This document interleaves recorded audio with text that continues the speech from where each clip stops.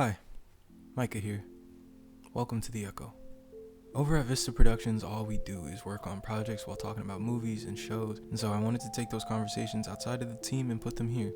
Vero's probably going to end up taking my place in a couple weeks as we get busier, but for now, I wanted to use this channel as a chill place to just talk about movies. Not just what they were about and what I think of them, but what they taught me, what they helped me experience, what they make me realize about my own life. Art has an echo. Every piece brings its own signature that lingers with you in a different way. That's what I want to try and capture in these essays. Since the last video I did nearly 2 years ago was on Challengers, I figured why not bring the channel back with another Zendaya film. Today's Echo, The Drama. The Drama released this April, written and directed by Christopher Borgli. It stars Zendaya, Robert Pattinson, Alana Haim, and Mamadou Athie. It follows Zendaya's Emma and Pattinson's Charlie's relationship from the moment they meet to their wedding day. While doing a wine tasting for their wedding with some friends, Haim and Athie, the other couple has the excellent idea that everybody should go around and tell them the worst thing they've ever done. The movie's been out for a while, but still, quick spoiler warning before we get into things. Alright, so the drama really begins at these reveals. Borgli does an absolutely excellent job with the direction in the scene. We start with Athie's character, who has the tamest reveal of cowardice from using an ex-girlfriend as a human shield in a wild dog attack. And then, the severity of what they do gradually increases. Alana Haim's character locked a disabled child in a closet in a forest and didn't go look for him or tell anyone, which personally I think is the worst. Charlie cyberbullied the kid so badly his friends had to move, which isn't much better. And then there's the reveal that causes the drama. Emma as a child almost performed a mass shooting. Haim's character explodes because her cousin was paralyzed in a shooting, and that breaks off the friendship. The rest of the film follows Charlie and Emma dealing with the fallout of her secret. Charlie is now scared and questioning the Emma he knew, which causes Emma to question herself, Charlie, and their entire relationship. Charlie ends up cheating on Emma with his assistant right before their wedding, and just because he didn't go through with it doesn't mean he didn't cheat. And Haim's Alana shows up to the wedding, causing drama and making veiled insinuations about the shooting. I don't want to spend too much time on the specifics of the plot. This is a film that's so heavily carried by its performance and dynamics, so let's talk about that. Like the title says, this movie broke me. It made me very sad to see the way everyone reacted to Emma without really trying to understand. Especially being black and seeing a young black woman deal with mental health and violent thoughts who has to confront and change those thoughts into something positive. I was hurting for her because there wasn't anyone who was willing to even try to accept that. Charlie kind of did, but I don't know, we'll talk about that in a second. Charlie was absolutely insufferable from the moment he found out. You could tell his concern was only for his own safety and their perception as a couple. You could see him trying to reframe it and come up with reasons that made sense to him instead of just accepting Emma. It isn't wrong that Charlie was afraid of Emma. It isn't wrong to second guess their relationship. But to try and claim it and control it wasn't okay. He should have taken the time to process his feelings alone.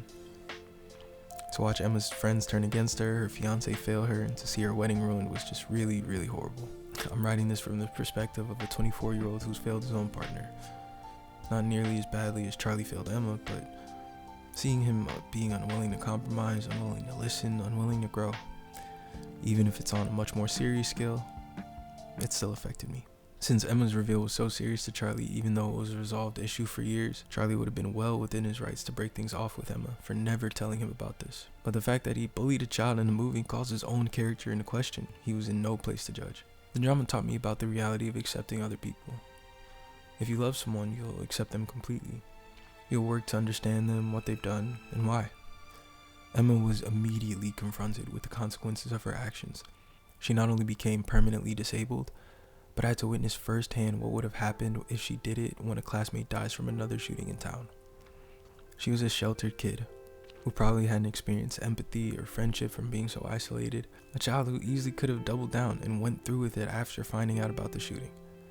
But instead she learned to communicate, to make friends, and to grow, so much so becoming an advocate against gun violence. So now we're going to talk about the ending.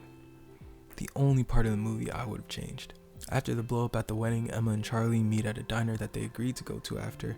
So after cheating, lying, and then revealing all of their drama to their wedding guests, Charlie goes to wait for her at the diner. They reconcile, pretending to reintroduce themselves as if they never met, as if there was never any drama.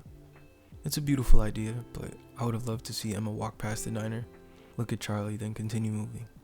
Or even if she goes in, just sits and eats at a different table without speaking to them.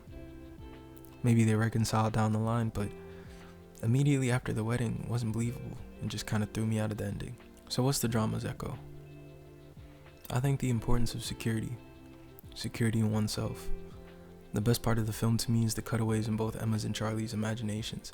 It provides so much characterization for the both of them. Charlie was never secure in himself from the beginning. He pretended to know what book Emma was reading. He doubled down and then pretended to read it when they had dinner. He never fully provided the security necessary for her to even be comfortable to reveal something like that. So it made sense why she never told him about the shooting. The film made me think of my own insecurities, how they affect other people, my friends, my coworkers, my partner. It could consume you. Even if you try to keep it away from other people, it will always manifest unless you let it go. The drama helped me realize that you can never accept someone else fully until you reconcile with yourself. Loving someone else is a two-part process, one that won't work without love of self. To have someone you're ready to share your life with is the most beautiful thing in this world. I didn't always think so, but as you get older, you begin to realize things. When we think of the worst thing we've ever done, there's always reasons. Some of us were young and didn't know better. Some of us had adverse childhood experiences. Some of us were isolated, and some of us just weren't great people. That's the beauty of being human. Our ability to grow and find love through it. We can choose to grow, to change, to learn, to become better. And self-love is the best foundation for those choices. If there's someone you love, don't just tell them. Show them. Provide them with the security of loving them unconditionally, and the security of loving yourself. It can be the life or death of a relationship. Make sure they feel it every day. If you're alone, then love yourself and you'll be ready for the moment to come. You don't want to have to learn the hard way, trust me. Insecurity is always what turns the love into the drama. Thank you so much for watching. If you enjoyed this video, please like and subscribe. Every little bit of support helps us over at Vista. That's volunteers in service to art. You can find us anywhere at Vista USA or vista.mp4. Yeah, as for this channel, I don't want it to be anything more than just a way to process my love for film. We talked about self-love a lot in this video, and if I don't put that out in the world, then I'm not loving myself. So this is part of it. Thank you for watching and bearing with me.